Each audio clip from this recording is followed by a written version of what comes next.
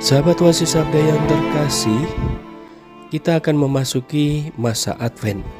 Masa sebelum perayaan Natal dalam gereja Katolik disebut masa Advent atau masa penantian kedatangan Tuhan. Kata Advent sendiri berasal dari bahasa Latin Adventus yang berarti kedatangan. Dan masa Advent ini akan berlangsung selama 4 minggu, mulai dari minggu Advent pertama sampai minggu Advent yang keempat.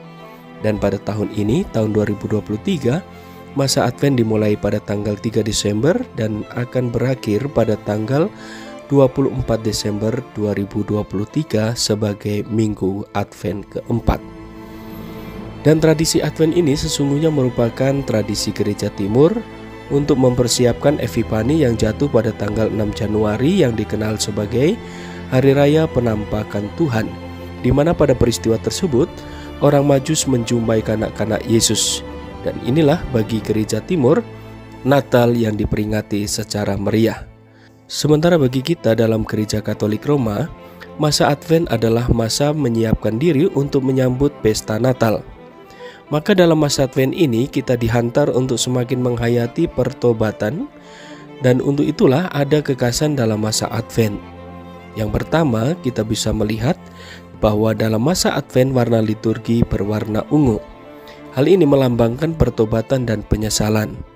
Dan tema pertobatan dan penyesalan mengisi hampir seluruh bacaan-bacaan dalam masa Advent dari Advent yang pertama sampai masa Advent yang keempat. Lalu yang kedua, Kidung Kemuliaan tidak dinyanyikan dalam perayaan Ekaristis selama masa Advent. Kemuliaan baru akan dinyanyikan nanti pada saat masa Natal. Lalu yang ketiga ada lingkaran Corona atau lingkaran Advent. Baik itu ditempatkan di gereja maupun di rumah-rumah umat. Corona Advent berbentuk sebuah lingkaran yang diuntai dengan daun pinus atau cemara dan di atasnya dipasang 4 lilin. 3 lilin berwarna ungu dan 1 lilin berwarna merah muda, serta ditambah aksesoris lainnya berupa pita berwarna ungu dan merah. Nah, apa makna dari simbol-simbol dari Corona Advent itu? Corona Advent berbentuk satu lingkaran. Nah, lingkaran merupakan bentuk tanpa awal dan akhir. Lingkaran ini melambangkan Tuhan yang abadi.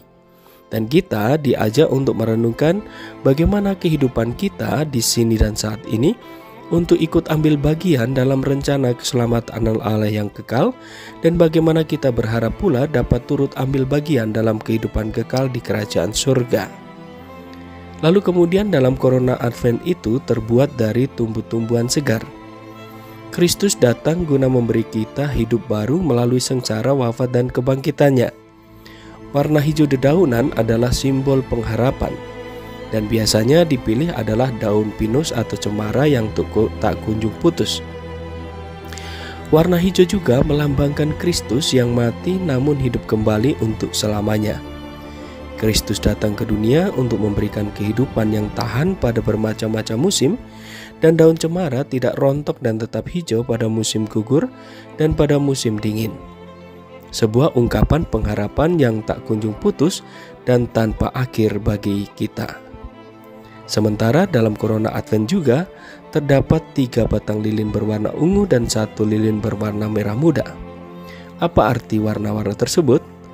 Warna ungu merupakan lambang tobat, keprihatinan, mati raga atau berkabung, persiapan, dan kurban.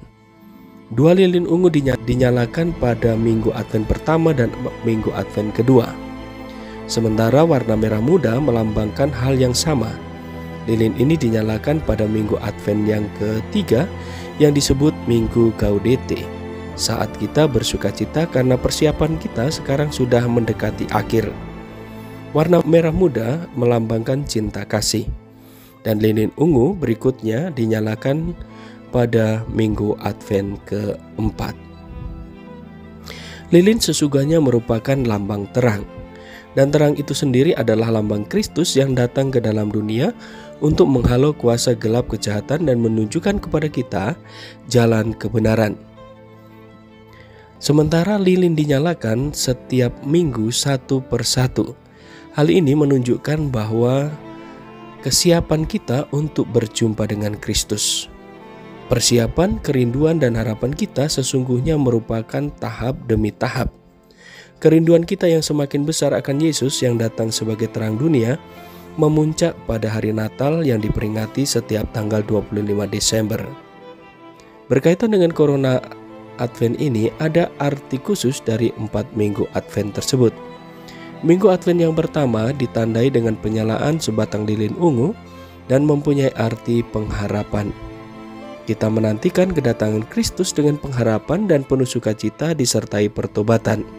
Lilin pertama ini disebut sebagai lilin nabi yang mengingatkan bahwa kedatangan Kristus telah dinubuatkan oleh para nabi.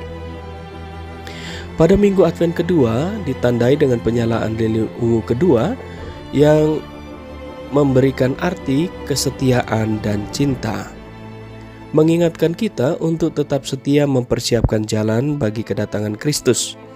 Lilin kedua disebut sebagai lilin Bethlehem, di mana Kristus akan dilahirkan.